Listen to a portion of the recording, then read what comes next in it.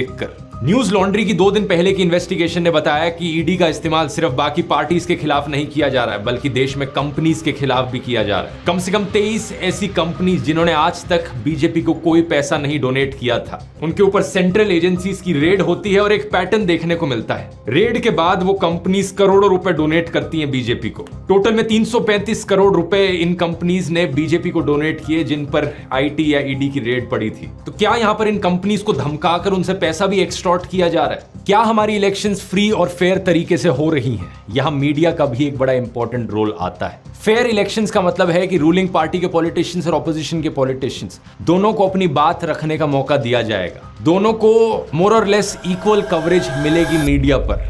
लेकिन हमारे मीडिया में क्या देखने को मिल रहा है? दिन रात 2400 घंटे सिर्फ सरकार की तारीफ करी जाती है, रूलिंग पार्टी की तारीफ करी जाती है, उन्हीं की ही चीजें सुनाई जाती हैं। देश की हर माँ ये चाहती है कि उसका बेटा प्रधानमंत्री मोदी जैसा बने और हर बेटा भी खुद को नरेंद्र मोदी से जोड़कर देखना चाहता है। मोदी जी के पास हर चीज का सॉल्यूशन है। पीएम मोदी जैसा कोई नहीं। मोदी ने न्यू इंडिया बनाया है। PM number 1। ऑपोजिशन पार्टीज चाहे पूरी की पूरी भारत जोड़ो यात्रा निकाल लें या अपनी प्रॉमिसेस जनता के सामने करें। एक समय हुआ करता था देश में जब दूरदर्शन पर रूलिंग पार्टी और ऑपोजिशन पार्टी के पॉलिटिशियंस इलेक्शन की डिबेट करते थे न्यूज चैनल पर साथ में बैठकर। दोनों को अपनी बात रखने का अधिकार था। क्या आज के दिन दूरदर्शन ऐसा कर सकता है? आज तो बीजेपी स्पोक्स पर्सन को बोलने की भी जरूरत नहीं पड़ती, क्योंकि टीवी एंकर्स खुद बीजेपी स्पोक्स पर्सन बने बैठे हैं। जनता के बिहाफ पर सरकार से सवाल करने की जगह वो सरकार को ही डिफेंड करते हैं, और इतना डिफेंड करते हैं कि वो बढ़ती बेरोजगारी के लिए युवाओं को जिम्मेदार ठहराना भी शुरू कर देंगे।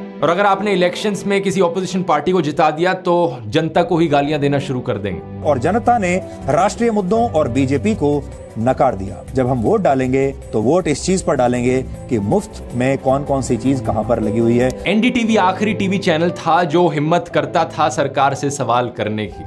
अल्टीमेटली उसे भी प्रधानमंत्री मोदी के दोस्त गौतम अडानी ने खरीद ली। आज के दिन टीवी न्यूज का पूरी तरीके से अंतिम संस्कार हो चुका है देश में। सरकार जनता के पैसे से एडवर्टाइजमेंट के नाम पर इन टीवी चैनल्स को बहुत सारा पैसा देती है, और ये टीवी चैनल्स जनता की ही आवाज को दबाने का काम करते हैं। अगर असली खबरें आप तक पहुंचे ही ना तो क्या आप फ्री और फेयर तरीके से डिसाइड कर पाओगे किसे वोट देना है?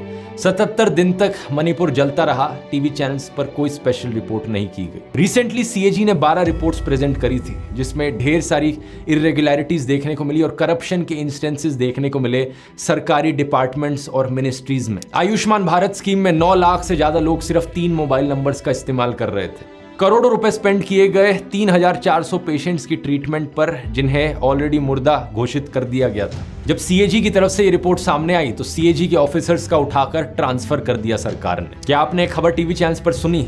नहीं सुनी होगी, कैसे पहुंचेगी आप? अच्छा, दूसरी मिसअंडरस्टैंडिंग लोगों की रहती है कि लोग डेमोक्रेसी को मेजॉरिटेरियनिज्म से कंफ्यूज कर देते हैं। इमेजिन करो आप एक गाड़ी में बैठकर जा रहे हो 5 लोगों के साथ। एक बंदा उस गाड़ी में बैठा कहता है कि मुझे बहुत तेज म्यूजिक सुनना है, लाउड म्यूजिक चलाओ।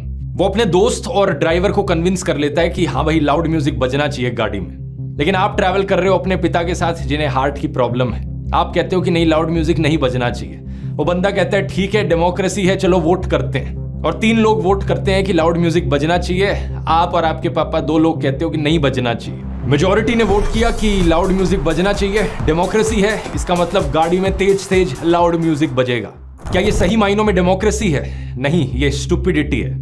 इसका एक रियल लाइफ में छोटे स्केल पर एग्जांपल दूं तो एक गुड़गांव की सोसाइटी से इस सर्कुलर को देखिए। Dear residents, this is to inform you that two wheeler not permitted inside our society as per decision of the management. मतलब सोसाइटी के अंदर सिर्फ गाड़ियां जाएंगी लेकिन स्कूटर्स और मोटरसाइकिल्स नहीं जा सकती। खुलेआम डिस्क्रिमिनेशन देखो। भाई, जो मैनेजमेंट है, RWA वाले हैं, उन्हें लोगों ने ही तो इलेक्ट किया है। तो आपको अगर ये रूल पसंद नहीं आ रहा, आप चुप बैठे रहो, क्योंकि मेजॉरिटी लोगों का यहाँ पर कंसेंट है, उन्होंने ही RWA वालों को इलेक्ट किया है। जो लोग